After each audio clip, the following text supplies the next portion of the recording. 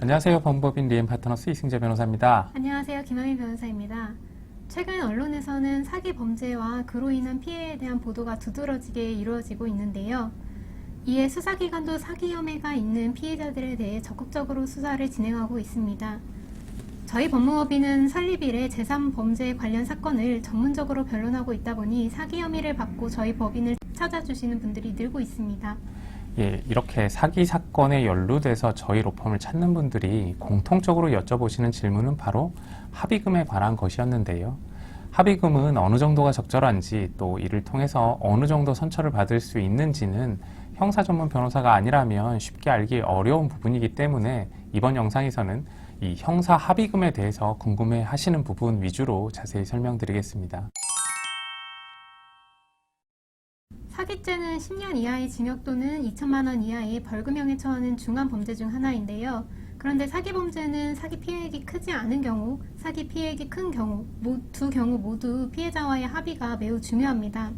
사기 혐의가 인정되더라도 피해가 경미한 수준에서 그치고 피해자가 합의를 한 경우라면 기소유예 처분이 내려질 가능성이 있기 때문에 피해자의 합의가 중요합니다. 반면에 피해 금액도 크고 또 피해자의 수가 많다면 재판이 이루어질 수밖에 없는데요. 사기죄에 대한 형사재판이 이루어질 때는 사건의 경위, 사기의 방식, 피해자의 수, 또 피해 금액 등 여러 가지 사정이 한꺼번에 고려됩니다. 그 중에서도 피해자와의 합의는 특히 중요하다고 할 수 있는데요. 그 이유는 사기죄의 경우 피해자에게 금전적 손해를 입힌 경우가 대부분이기 때문입니다. 즉, 합의를 통해서 피해 회복이 이루어졌다면 그 점이 재판에 반영돼서 형량이 보다 낮은 수준에서 결정될 수 있는 것입니다.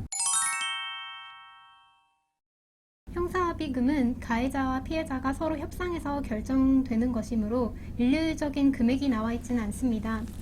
피해자의 피해 액수와 피해자의 과실의 정도, 가해자의 경제사정, 가해자의 성의와 피해자의 수용 의사 등이 종합적으로 개입된다고 할 수 있습니다.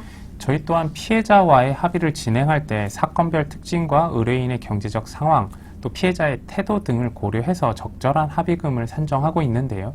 사건마다 적절한 합의 금액은 매우 달라질 수 있으므로 실제로 사기 사건을 전문적으로 수행해서 합의를 이끌어내는 경험이 많은 변호사를 선임해서 적절한 합의 금액을 어느 정도인지 파악한 후에 합의 절차를 진행하시는 게 좋겠습니다. 형사합의가 형량에 중요한 요소로 작용하기 때문에 피의자 혹은 피고인은 가급적이면 피해자와 합의를 하는 것이 좋은데요. 그런데 적정 합의금을 산정하는 것도 파악하기 어렵지만 당사자가 피해자와 직접 합의를 진행하는 과정 자체도 생각보다 쉽지 않습니다. 피해자가 이렇게 가해자와 직접적인 연락을 아예 피하는 경우도 많고, 연락이 닿더라도 피해자 중 덜어는 과도한 합의금을 요구하기도 합니다. 따라서 당사자가 직접 합의하기보다는 합의 과정을 형사 전문 변호사의 도움을 받아서 진행하시는 게 보다 좋겠습니다. 사기 범죄는 사실 혐의 성립이 쉽게 이루어지는 범죄는 아닙니다. 만약 억울하게 사기 혐의를 받고 있다면 수사 단계에서 신속하게 대응하셔야 하고, 사기 혐의를 부인할 수 없는 상황이라면 피해자와의 합의를 적극적으로 도모해야 합니다. 이렇게 사기 범죄에 연루된 경우에 제3범죄에 특화된 형사 전문 변호사의 도움을 받는 것이 필수적일 텐데요. 추가적인 질문이나 궁금한 사항이 있으시면 언제든지 저희 로펌에 문의 주시기 바랍니다. 감사합니다.